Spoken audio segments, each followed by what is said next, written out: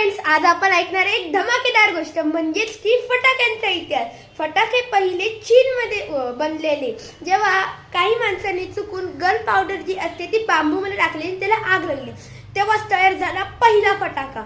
त्यानंतर व्यापारी जे होते त्यांनी इकडे तिकडे त्यांना एक्सपोर्ट करायला स्टार्ट केलं आणि मग ते पोचलं युरोपमध्ये राजा व राणी त्यांचा उत्सव किंवा फेस्टिवलसाठी वापरायला लागले.